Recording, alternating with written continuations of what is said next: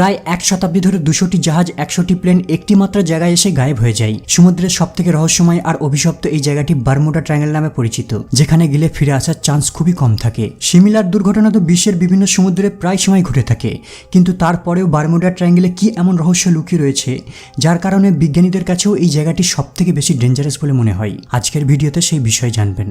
যদি আপনি ওয়ার্ল্ড ম্যাপে বারমুডা ট্রায়াঙ্গেলকে সার্চ করেন তাহলে সেখানে এই জায়গাটিকে খুঁজে পাবেন না। আমরা ম্যাপে যে বারমুডা ট্রায়াঙ্গেলকে পিন পয়েন্ট করি, এই বাউন্ডারিটা কেবল অনুমানের উপর ভিত্তি করেই। ওয়ার্ল্ড ম্যাপে কেউ এর এক্স্যাক্ট লোকেশনকে সহমত পোষণ করেনি।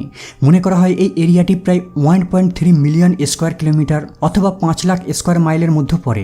মানে এই জায়গাটি দুটো জাপানের সমান বড়। 1964 সালে আর্গোজি ম্যাগাজিনে আমেরিকার লেখক ভিনসেন্ট হেইস গ্যাডিস সর্বপ্রথম ত্রিভুজাকারের শেপ দিয়ে এই জায়গাটিকে বারমুডা ট্রায়াঙ্গেল নামে উল্লেখ করেন। অনুমান করা হয় এই জায়গাটি বারমুডা দেশ থেকে শুরু হয়ে আমেরিকার মায়ামি, ফ্লোরিডা হয়ে পিউরোটিকা পর্যন্ত বিস্তৃত। আর এখানের মধ্যেই রয়েছে আটলান্টিক মহাসাগরের সবথেকে গভীরতম পয়েন্ট দ্য মিলওয়াকি ডিপ। এটা এতটাই গভীর যার মধ্যে 11টি ব্রুজ খলিফাকে পরপর সাজিয়ে রাখা যাবে। এমন নয় যে আটলান্টিকের গভীরতম পয়েন্টে এসে হারিয়ে যাওয়ার কারণে জাহাজগুলিকে খুঁজে পাওয়া যায়নি, বরং যেই জাহাজগুলি এখানে এসে হারিয়ে গেছে তারা এমনকি একটি চিহ্নও রেখে যায়নি। আর গবেষকরা যেসব পরিত্যক্ত জাহাজকে এখান থেকে সন্ধান পেয়েছে, এগুলি হারিয়ে যাওয়ার পেছনে কোনো সেন্স নেই, কোনো লজিক নেই। যেমন 5 ডিসেম্বর 1872 সালে ব্রিটিশ শিপ ডেলগ্রেসিয়া অ্যাজেরস উপকূল থেকে 400 মাইল দূরে যাত্রা করছিল, কিন্তু যাত্রার মাঝে ডেভিড মোরহাউস আর তার ক্রু মেম্বাররা দূরের দিকে একটি জাহাজ দেখতে পায়। কাছে যেতেই দেখে এটা মেরি সেলেস্ট। আর এটা হলো সেই জাহাজ যেটাকে এক সপ্তাহ আগে নিউ ইয়র্ক থেকে জেনুয়া নিয়ে যাচ্ছিল তারই বন্ধু বেঞ্জামিন ব্রিক্স। এই জাহাজটির পথে বারমুডা ট্রায়াঙ্গেলের রুট ছিল। ক্যাপ্টেন মোর যখন জাহাজকে সিগন্যাল পাঠায়, মেরি সেলেস্ট থেকে কোনো উত্তর পায়নি। কয়েক ঘন্টা ওয়েট করার পর যখন জাহাজ থেকে কোনো উত্তর পায়নি, সে তার কিছু ক্রুকে জাহাজের ভিতর পাঠায়। তারা ভিতরে প্রবেশ করে দেখে সবকিছুই ঠিকঠাক রয়েছে, কিন্তু জাহাজের ভিতর 7 জন ক্রু, একজন ক্যাপ্টেন আর তার স্ত্রী আর তার 5 বছরের কন্যা গায়েব। আর ভিতরে রাখা একটি ছোট্ট লাইফ বোটও গায়েব। কেবল জাহাজের ভিতর খাঁচায় বন্দি একটি ক্ষুধার্ত পাখি চিৎকার করছে। বাকি জাহাজের ভিতর সবকিছু ঠিকঠাক রয়েছে, যেমন জাহাজে রাখা 6 মাসের খাবার পড়ে আছে পণ্য সামগ্রী। এমনকি জাহাজে জলদস্যুদের দ্বারা আক্রমণ করারও কোনো চিহ্ন নেই। এখন প্রশ্ন হলো, একজন ক্যাপ্টেন এমনকি সমুদ্রের বিশাল সামুদ্রিক ঝড়ের মাঝেও নিজের জাহাজকে পরিত্যাগ করে না, তাহলে তারা বারমুডা ট্রায়াঙ্গেলে কি এমন জিনিস দেখেছিল যে এত মূল্যবান পণ্য সহ জাহাজটিকে পরিত্যাগ করে? আর তারা জাহাজ থেকে কোথায় বা গায়েব হয়ে গেল? আজও মেরি সেলেস্ট একটি রহস্য রয়ে গেছে।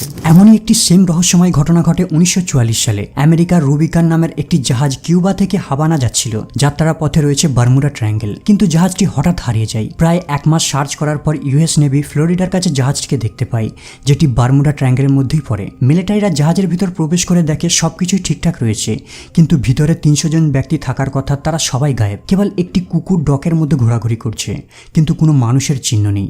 বাকি খাবার, জিনিসপত্র সবকিছুই অক্ষত রয়েছে। দেখে মনে হচ্ছে জাহাজের যাত্রীরা যেন একে একে জাহাজ থেকে ঝাঁপ দিয়ে আত্মহত্যা করে। কেবল এই দুটোই রহস্যময় ঘটনা নয়। 1925 সালে এসএস কোটোপাক্সি সাউথ ক্যারোলিনার চার্লস স্টন থেকে যাত্রা শুরু করে। গন্তব্যস্থল ছিল হাভানা, কিউবা। আর যাত্রার মাঝে রয়েছে বারমুডা ট্রায়াঙ্গেল, কিন্তু জাহাজটি কখনোই তার গন্তব্যস্থলে পৌঁছায়নি। অথচ 1980 সালে এই জাহাজের ধ্বংসাবশেষকে খুঁজে পাওয়া যায় গভীর মরুভূমির মাঝে, যা ছিল খুবই আশ্চর্যজনক ঘটনা। 2020 সালে জানুয়ারি মাসে মারিন বায়োলজিস্টরা কনফার্ম করেন যে এটাই হলো সেই হারিয়ে যাওয়া এসএস কোটোপাক্সি। সবথেকে ভয়ানক ব্যাপার হলো, বারমুডা ট্রায়াঙ্গেলের আতঙ্ক কেবল সমুদ্র পর্যন্তই সীমাবদ্ধ নয়, এমনকি আকাশ পর্যন্ত বিস্তৃত রয়েছে। আর এই কারণেই এই জায়গাটির উপর দিয়ে এমনকি পাইলটরাও যেতে ভয় পায়। ডিসেম্বর 1945 সালে 5টি টর্পেডো বোম্বারের ঊর্ধ্বতন কর্মকর্তারা 14 জন ক্রু মেম্বার নিয়ে ফ্লোরিডা থেকে যাত্রা শুরু করে। এটা ছিল তাদের 3 ঘন্টার ট্রেনিং এক্সারসাইজ, কিন্তু 19 মিনিট ওড়ার পরেই প্লেনে প্রবলেম দেখা দেয়। ফ্লাইট লিডার চার্লস টেলার রেডিওর মাধ্যমে মেসেজ পাঠায় যে এখানে ওয়েদার কন্ডিশন খুবই খারাপ হয়ে গেছে, কম্পাস ঠিকভাবে কাজ করছে না, আর বাকি 4টে পাইলটের সঙ্গেও কন্ট্যাক্ট করা যাচ্ছে না। এই লাস্ট মেসেজটি পাঠানোর পরেই 5টি প্লেন গায়েব হয়ে যায়।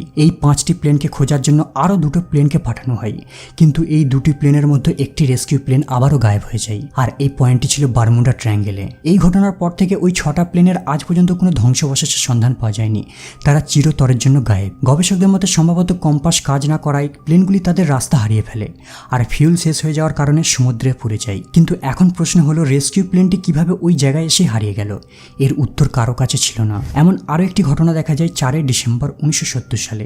ব্রুস গার্নান আর তার বিজনেস পার্টনার অ্যান্ডারস আইল্যান্ড থেকে মায়ামি বিচের দিকে রওনা হয়। ব্রুস এই সময় বিচক্রাফট বুনাঞ্জো প্লেনে ফ্লাই করছিল। এই পথটির দূরত্ব ছিল 400 কিলোমিটার, আর গন্তব্যস্থলে পৌঁছাতে 90 মিনিট সময় লাগবে। প্লেনটি যখন বারমুডা ট্রায়াঙ্গেলের মধ্যে প্রবেশ করে, সে তার সামনে একটি মেঘের তৈরি সুড়ঙ্গ পথ দেখতে পায়। এটা অনেকটা চোঙের মতো দেখতে। ব্রুস যতই আগে চলেছে, মেঘের তৈরি সুড়ঙ্গ পথটি ততই বাড়তে থাকে।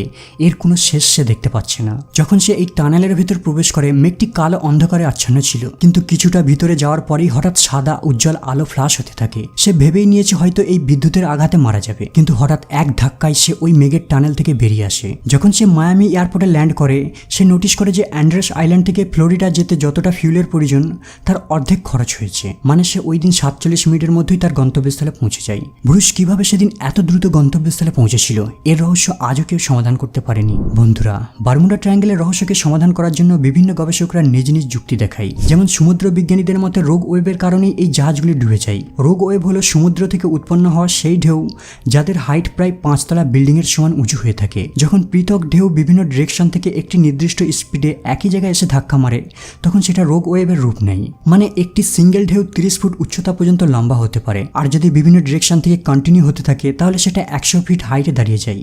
আর এই বিশাল ঢেউ যে কোনো বড় জাহাজকে ছাড়িয়ে যেতে পারে। আর বারমুডা ট্রায়াঙ্গেল এমনই প্রকাণ্ড সামুদ্রিক ঝড়ের জন্য পরিচিত। কিন্তু তারপরেও এই থিওরিটি সব রহস্যকে সঠিকভাবে ব্যাখ্যা দিতে পারে না। এমনও জাহাজ এখান থেকে পাওয়া গেছে যার ভিতর কোনো যাত্রী নেই।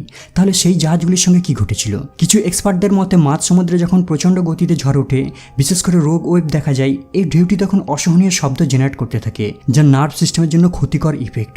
আর এর ফলে জাহাজের যাত্রী আর ক্রুরা কমন সেন্স হারিয়ে ফেলে আর নিজেদের বাঁচাতে ভয়ে এদিক ওদিক দৌড়তে থাকে আর অনেকে বোট থেকে ঝাঁপ দেয়। এই কারণেই বারমুডা ট্রায়াঙ্গেল থেকে সন্ধান পাওয়া পরিত্যক্ত জাহাজগুলির পণ্য সামগ্রী সবই অক্ষত থাকে, কিন্তু কোনো যাত্রীদের সন্ধান পাওয়া যায় না। আরেকটি থিওরিতে বলা হয় বারমুডা ট্রায়াঙ্গেলে কিছু কিছু জায়গায় সমুদ্রের নিচে মাড ভলকানো ইরেপ্ট হয় আর এর ফলে মিথেন গ্যাস বাবলস আকারে রিলিজ হতে থাকে। আর এটা যদি জাহাজের নিচে হয়ে থাকে তাহলে সেই জাহাজটি কোনো ওয়ার্নিং ছাড়াই জলের নিচে নিমজ্জিত হয়ে যাবে। আসলে জলে মিথেন থাকলে জলের ডেন্সিটি কমে যায় আর জাহাজের ভাসমান ক্ষমতাও নষ্ট হয়ে যায়। তাছাড়া মিথেন অত্যন্ত অগ্নিদাহ গ্যাস, যদি প্লেন থেকে নির্গত হওয়া তাপের সংস্পর্শে আসে তাহলে সঙ্গে সঙ্গে প্লেনটি এক্সপ্লোশন হয়ে যাবে আর জাহাজটিকে খুঁজে পাওয়া তখন মুশকিল হয়ে পড়বে। তাছাড়া যখন এই গ্যাসটি জলের নিচে বিস্ফোরিত হয় এটা তখন একটা সিঙ্ক হোল তৈরি করে দেয়, ঠিক অনেকটা টয়লেট ফ্ল্যাশিং এর মতোই দৃশ্য হয়। আর এর পাশ দিয়ে যদি কোনো জাহাজ ক্রস করে তাহলে তাকে ভিতর দিকে টেনে নেয়। তাছাড়া এই এরিয়াতে সরভুজের মতো মেঘ সৃষ্টি হয় আর এই মেঘগুলি এতই পাওয়ারফুল ঝড় সৃষ্টি করে যে এর বাতাসের বেগকে সামাল দেওয়ার ক্ষমতা থাকে না কোনো উড়োজাহাজের। এখানে আটলান্টিকের সবথেকে গভীরতম পয়েন্টও রয়েছে। বাই চান্স যদি এই জায়গায় জাহাজ ডুবির ঘটনা ঘটে তাহলে এত নিচে ধ্বংসাবশেষকে খুঁজে পাওয়া প্রায় অসম্ভব হয়ে পড়ে। গবেষকদের মতে বারমুডা ট্রায়াঙ্গেল হচ্ছে হেভি ট্রাফিক এরিয়া। যদি জাহাজগুলি মায়ামি থেকে পিউরোটো রিকোর দিকে না যায় তাহলে 90% ক্যারিবিয়ান ভ্যাকেশন নষ্ট হয়ে যাবে। আর অতিরিক্ত ট্রাফিক থাকার কারণে দু একটা জাহাজ প্লেন দুর্ঘটনার চান্স থেকেই যায়। যদি আপনি লক্ষ্য করেন তাহলে বুঝতে পারবেন বিগত 20 বছর ধরে বারমুডা ট্রায়াঙ্গেল ছাড়াও সমুদ্রের বিভিন্ন জায়গায় দুর্ঘটনা ঘটতে দেখা গেছে। যেমন মালয়েশিয়ান প্লেন দুর্ঘটনার কথা বলা যায়। এর উপর অলরেডি চ্যানেলে একটি ভিডিও রয়েছে, দেখে আসতে পারেন। কিন্তু বারমুডা ট্রায়াঙ্গেল এতটাই জনপ্রিয় হয়ে গেছে যে কেবল এখানের দুর্ঘটনায় মানুষের নজরে পড়ে। তবে ব্রুস গার্নানের অদ্ভুত অভিজ্ঞতার ঘটনা আজও একটি রহস্য। বন্ধুরা, আপনাদের কি মনে হয় ব্রুস কি সত্য বলেছিল নাকি সে বিশ্বের সামনে মিথ্যা ঘটনা তুলে ধরেছিল? আপনার মন্তব্য কমেন্ট করে জানাবেন। আজ এই পর্যন্ত আপাতত বিদায় নিলাম, দেখা হবে আবার পরের এপিসোডে।